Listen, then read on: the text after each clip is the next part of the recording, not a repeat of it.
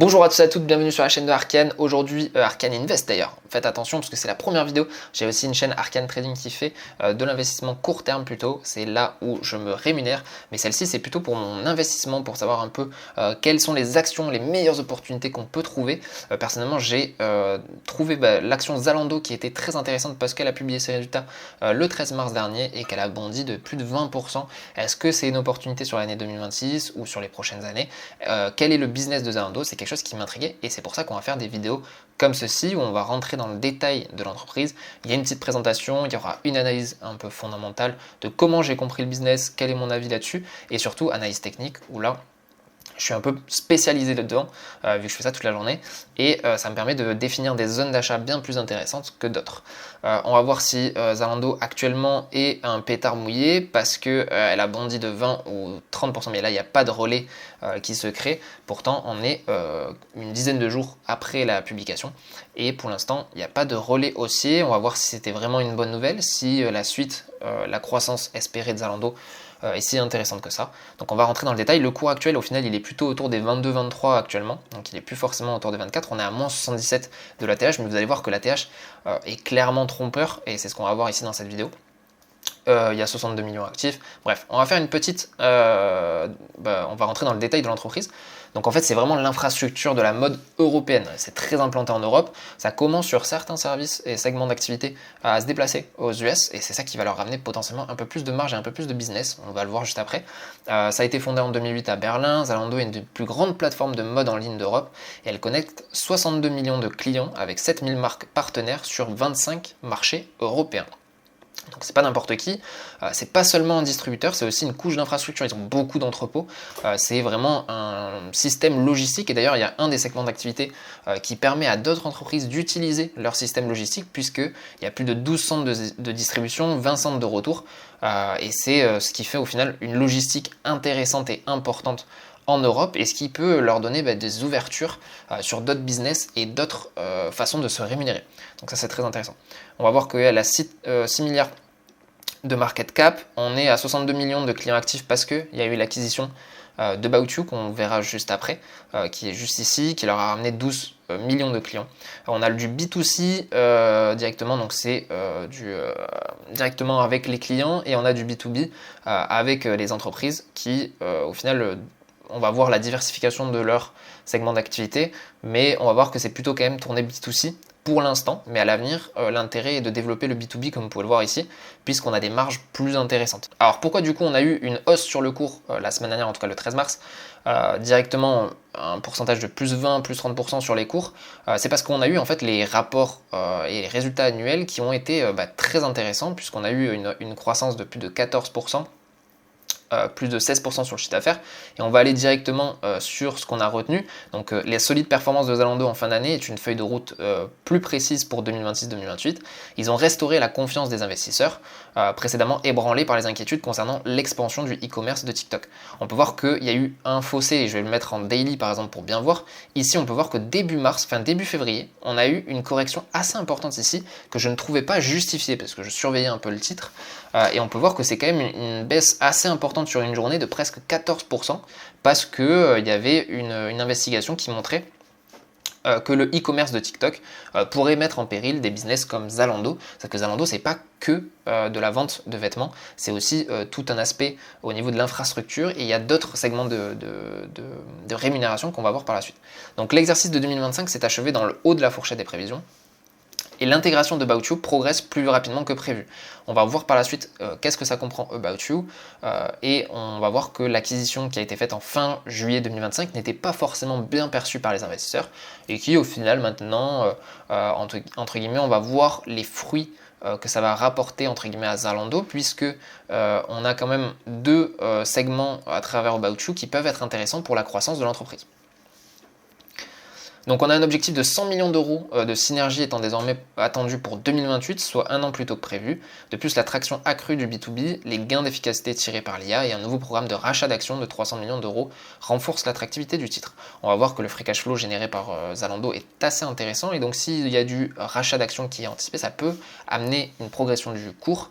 Donc les investisseurs peuvent être rassurés en sachant que c'est une entreprise qui gère assez bien sa solidité au niveau de sa trésorerie, malgré l'intégration de l'achat du coup de Baochu qui était aux alentours de 1,13 milliard.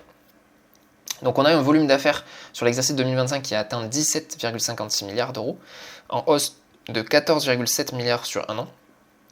Et le chiffre d'affaires a progressé de 16,8% pour s'établir à 12,35 milliards d'euros. Donc vous voyez que c'est quand même des bons chiffres, des bons rapports qui ont été publiés. Donc on s'attend du coup les investisseurs à une progression de ce type sur les prochaines années et donc potentiellement un cours qui pourrait s'apprécier. On verra aussi par la fin les différentes valorisations. Est-ce qu'on peut voir un titre qui va doubler sur Zalando? Est-ce qu'on va voir un titre au final qui est un peu trop apprécié par rapport à ce qu'il vaut réellement? Et ça, c'est ce qu'on va voir par la suite. Donc ça, c'est intéressant de voir ce qu'il en est. On va tout de suite passer à la chronologie du titre. Qu'est-ce qu'il en est?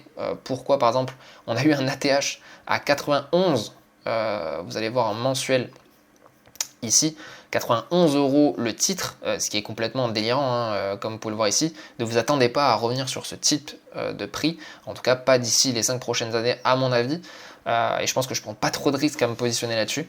En fait, la boîte a été perçue comme une boîte tech pendant le Covid. Alors ils ont fait partie en fait des entreprises gagnantes du Covid, puisque les personnes ne pouvaient plus se déplacer en magasin, donc ils commandaient sur internet pour recevoir des habits aussi.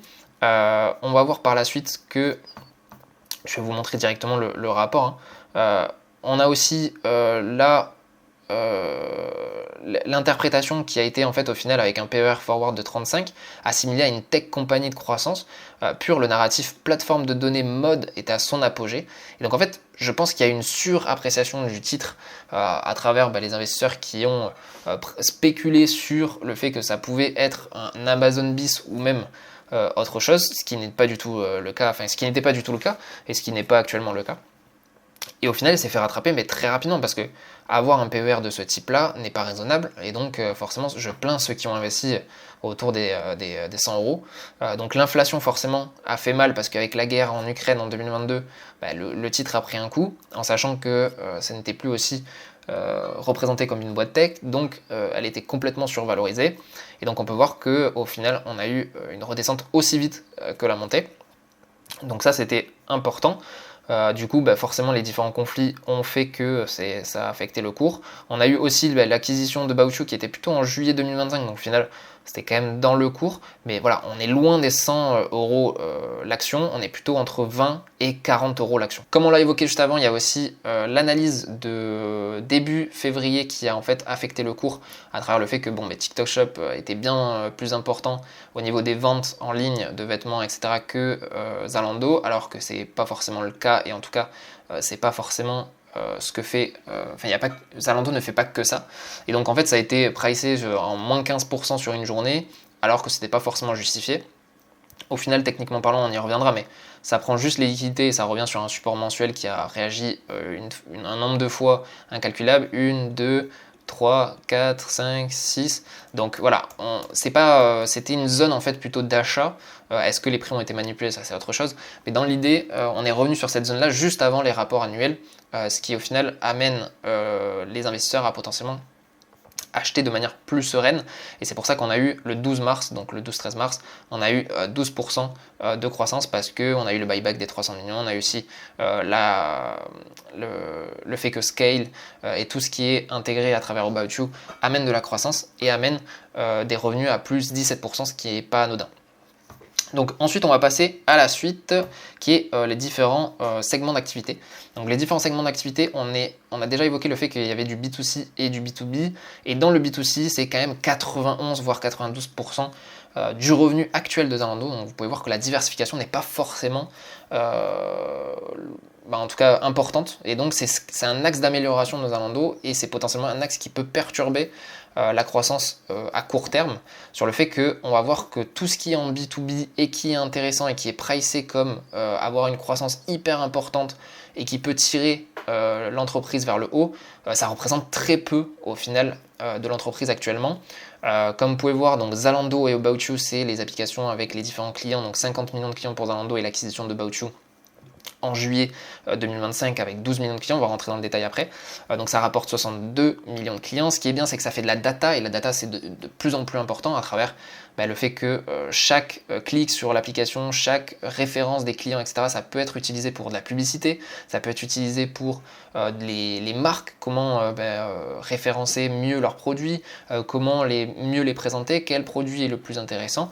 Il y a aussi tout ce qui est à travers le B2B qui prend de l'importance, mais on voit que c'est pas la rémunération première, puisque là on est autour de 700 millions, alors que là c'est vraiment les 8-9 milliards qui prennent la totalité presque du revenu global, avec même About You. Et on a tout ce qui est Zeos, qui est la logistique à travers les entrepôts, le fait que ils permettent à certaines marques d'utiliser la logistique de Zalando pour améliorer leur commercialisation. On a TradeBit aussi, qui est une marketplace qui permet en fait de vendre un vêtement sur plusieurs plateformes en même temps, donc ce qui améliore le recueil de data, et aussi ça facilite l'expansion de produits. On a Scale, qui est au final le SaaS commerce acheté à travers About You, qui en fait fait des SaaS, donc des softwares as a service, directement pour permettre des sites e-commerce plus performants et qui améliorent les ventes. On a le Bayern Munich et Levi's qui l'utilisent, et on va rentrer dans le détail de chaque point, pourquoi About You a été intéressant à acheter, pourquoi ils l'ont fait, et pourquoi ils l'ont acheté peut-être un peu cher, en sachant que c'est 1,1 milliard, ce qui était quand même assez important. On voit ici les différents segments d'activité avec, comme je vous l'ai montré, About You ici, 12 millions, qui ici avait 1,1 milliard, et on va voir ici dans le détail la croissance du groupe, et on peut voir que là, ici, c'est très bien illustré. Scale, qui est l'un des atouts potentiels de Zalando à l'avenir, constitue au final que 0,3% des revenus actuels. Donc même s'il y a une croissance de 40% des marges, de 20% des marges à 40%, etc., est-ce que ça suffira à satisfaire les investisseurs? C'est la question qu'on se pose. Donc pourquoi avoir acheté About You? On va rentrer dans le détail. La vraie réponse au final, elle tient à une phrase. Zalando a acheté About You principalement pour Scale. Et About You, l'app de mode, est un bonus stratégique qui venait avec. Avant l'acquisition, Zalando avait un angle mort critique dans son B2B. Zeos gérait la logistique pour les marques, TradeBit les connectait au marketplace, mais il manquait le maillon central, qui est une solution pour aider les marques à gérer leur propre site e-commerce, comme je vous ai évoqué. Chaque fois qu'on marquait qu'une marque disait « je veux aussi optimiser mon site », donc comme Levi's ou Adidas, à travers aussi il y a eu le Bayern Munich, Zalando ne pouvait rien faire, donc Scale couvre exactement ce vide.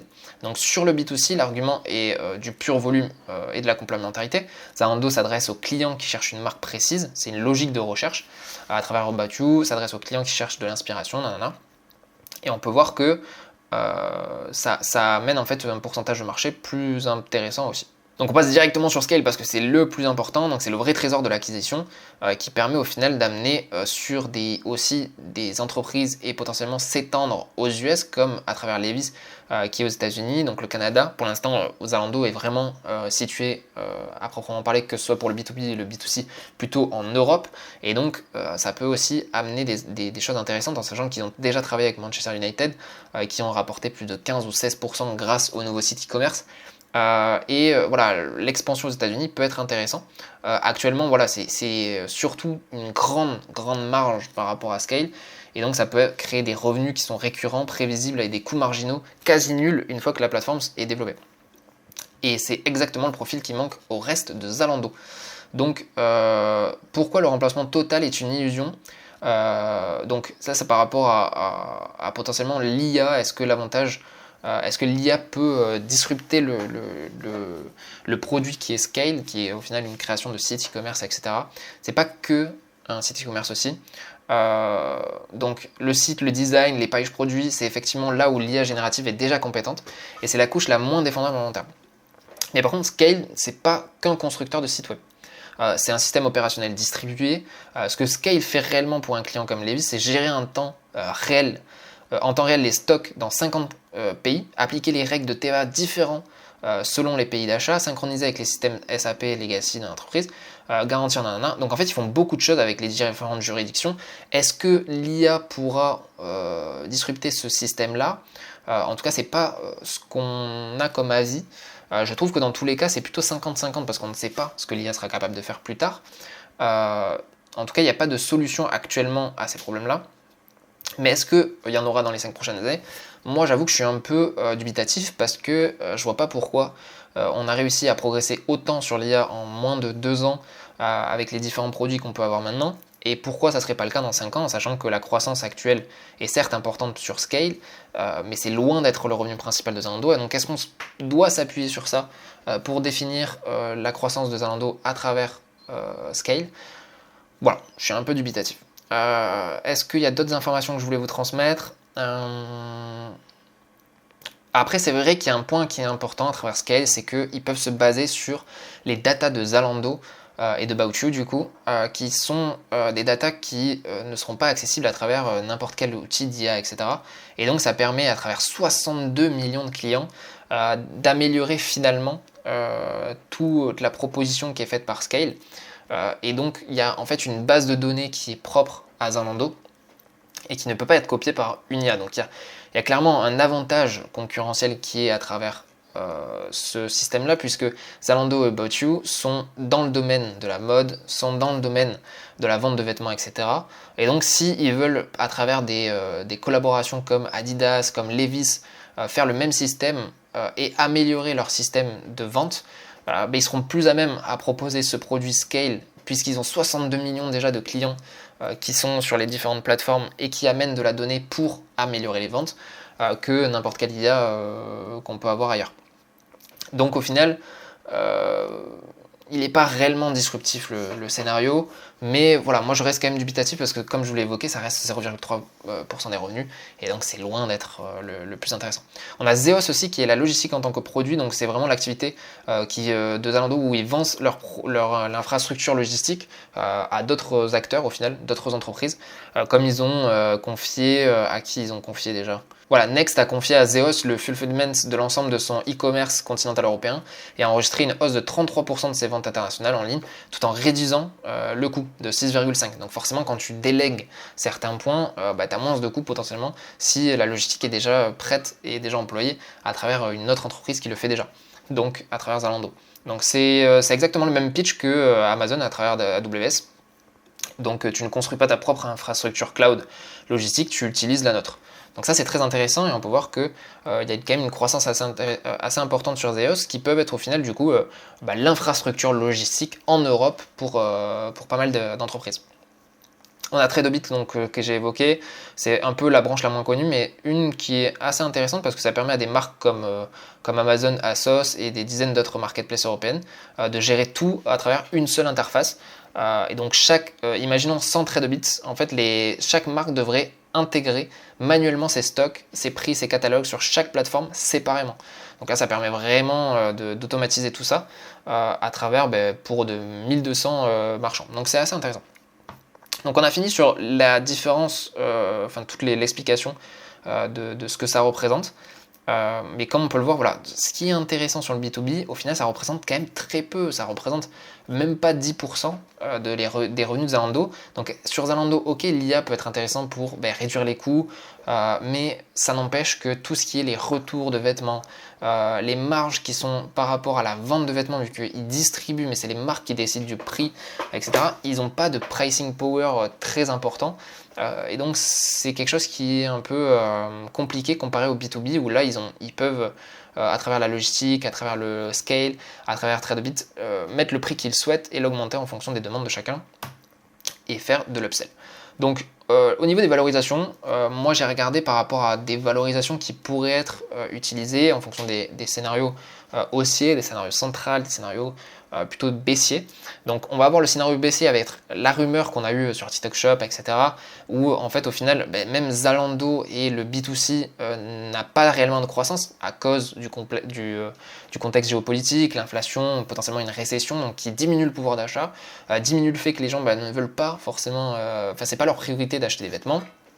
Pas leur priorité d'acheter des vêtements, croissance de Zalando qui diminue, en sachant que c'est 90% actuellement de leurs revenus, que About You, c'est pas forcément la croissance qu'on espérait, même Scale a une croissance peut-être un peu plus diminuée ou pas assez significative comparé à ce qui était espéré.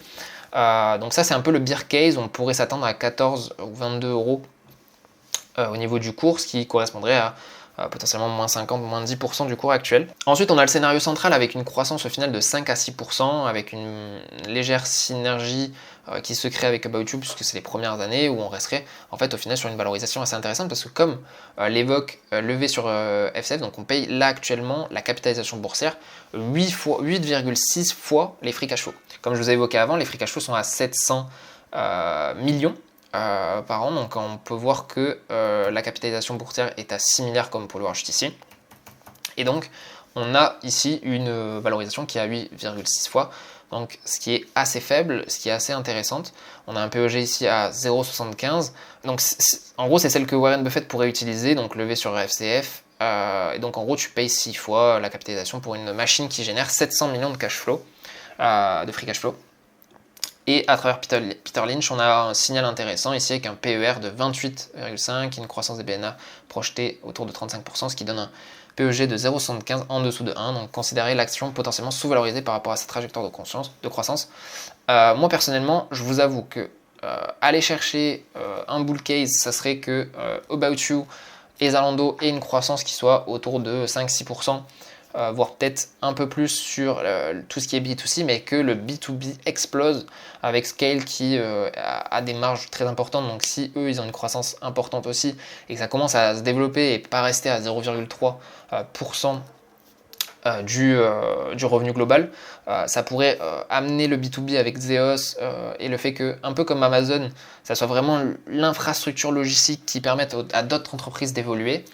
C'est là où potentiellement on arriverait sur un bull case. Si on analyse techniquement parlant l'entreprise, on voit qu'on est sur un socle mensuel, donc forcément ça soulage un peu au niveau des investisseurs qui, c'est une zone d'intérêt.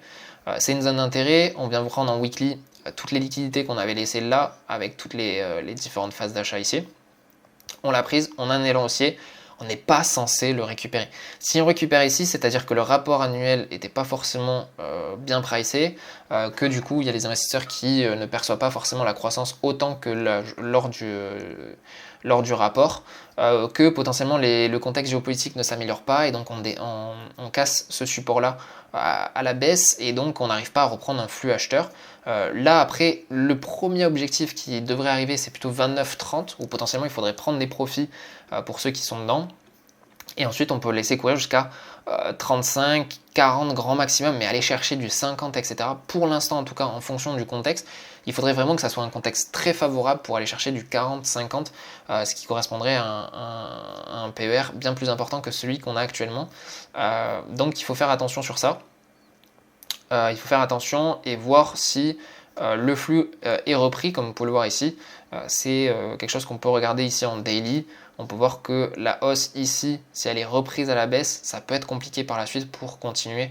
En tout cas, le but était de reprendre quand même cette analyse qui était plutôt fausse à travers TikTok Shop.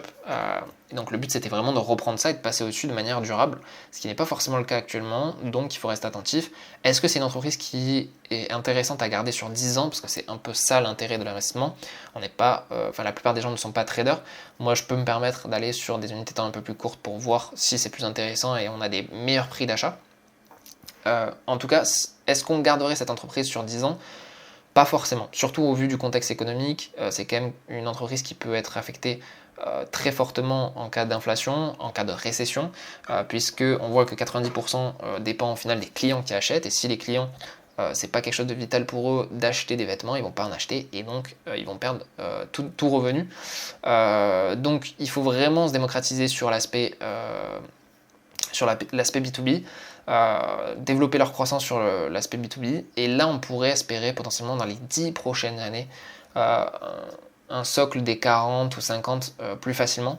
Là honnêtement si on arrive déjà sur les 30 et qu'on récupère juste ce niveau, ça serait déjà très très bien, donc ça nous ferait une performance autour des 30% je pense.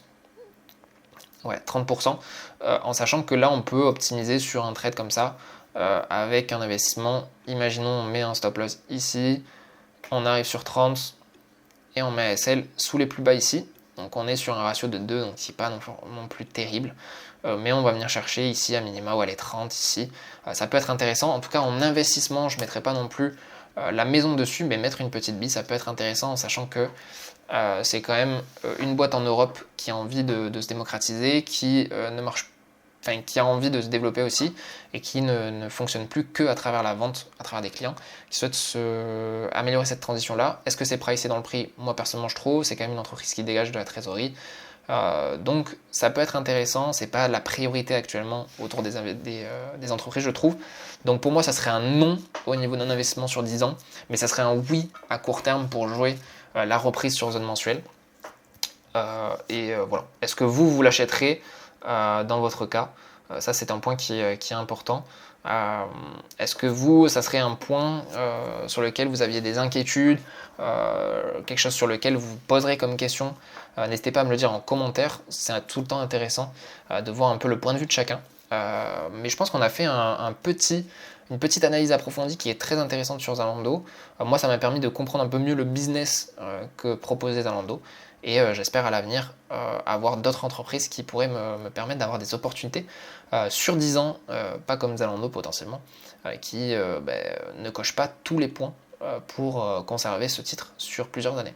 En tout cas, merci pour ceux qui sont restés jusqu'à la fin de la vidéo. N'hésitez pas à me faire un retour pour ceux qui souhaitent avoir une entreprise analysée de A à Z et avoir mon avis là-dessus. Peut-être que je le ferai dans les prochaines vidéos.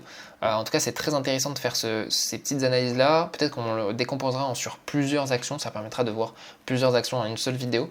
Mais là, je voulais vraiment rentrer dans le détail de Zalando vu qu'elle avait publié, qu'elle avait eu des beaux potentiels, enfin en tout cas elle avait eu une belle impulsion haussière sur ses cours, et donc je voulais analyser ça pour voir si c'était vraiment intéressant à moyen terme ou non. Donc j'espère que ça vous a plu, et puis je vous souhaite une bonne fin de journée, à bientôt, c'était Arcane.